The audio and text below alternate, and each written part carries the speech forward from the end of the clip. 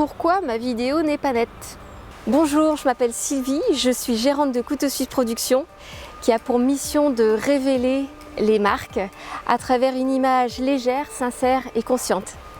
Mon but et mon kiff à moi, c'est de faire pétiller l'empreinte de ton entreprise à travers des vidéos, des photos et à travers aussi la formation à la vidéo avec smartphone Vidéo Gaga. Si tu as utilisé ton smartphone pour filmer ta vidéo, il peut y avoir plusieurs raisons à cela.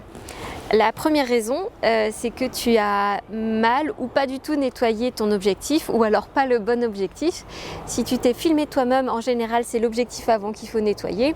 Si tu as filmé d'autres personnes, c'est un des objectifs arrière. Ça peut être aussi que ton objectif est partiellement rayé ou endommagé. Ça peut être aussi que tu as utilisé une protection, donc du plastique, et qu'il est un peu mal mis. Ça, c'est les raisons principales du fait que ta vidéo est floue. Ça peut être aussi que tu n'as pas fait la mise au point. Alors la mise au point en vidéo, eh bien ça se fait tout simplement en appuyant là où tu veux que ce soit net. Ce point que tu crées, il va te permettre aussi de faire l'exposition juste à l'endroit où tu as pointé. Et oui, ça sert aux deux, à la fois en général, en fonction des smartphones ça peut changer, mais donc ça sert à la fois à l'exposition et à la netteté. Troisième possibilité d'une vidéo qui n'est pas très nette, mais en fait c'est pas une question de netteté, mais c'est peut-être une question de résolution. Peut-être que dans tes paramètres vidéo, tu as choisi une résolution qui est assez faible. Moi je conseille plutôt du 1080 qui représente du HD normal. Cette vidéo t'a plu? J'en suis ravie. Sache que tes retours me sont importants pour continuer à faire des vidéos qui soient utiles pour tous les professionnels qui aspirent à avoir une image alignée avec leur activité. Alors ne sois pas un consommateur passif s'il te plaît. Est-ce que tu peux me dire en commentaire comment cette vidéo t'a parlé? Peut-être que tu as des questions à me poser qui soient en lien ou pas avec le sujet de cette vidéo. Et n'hésite pas aussi à repartager et liker cette vidéo, ça me sera très utile et aussi utile à tous ceux qui ont besoin de voir mes vidéos. Je te remercie, à bientôt. T'es encore là? Eh ben écoute, parlons des coulisses de ce montage. Là, c'est la toute première vidéo que je filme. J'ai décidé de filmer plusieurs courtes vidéos. En fait, je les ai d'abord listées par rapport aux questions que j'ai de mes stagiaires lors de ma formation Vidéo Gaga. J'ai ensuite scripté peut-être les 10 premières qui m'importaient vraiment ou qui m'inspiraient le plus.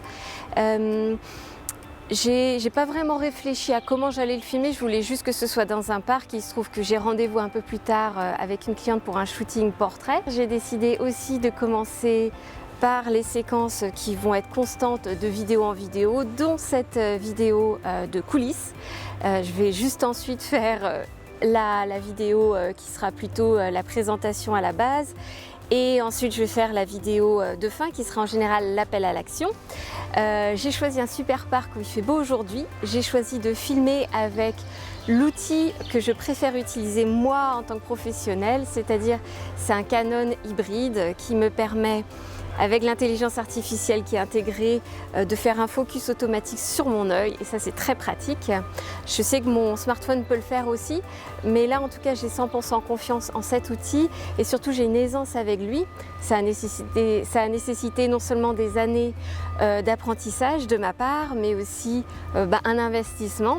Par contre, ce que je trouve qui est chouette avec cet appareil, c'est que je peux brancher directement mon micro. D'ailleurs, j'ai choisi un micro sur lequel j'ai mis une bonnette pour le vent parce qu'il y a un petit peu de vent qui vient et qui part.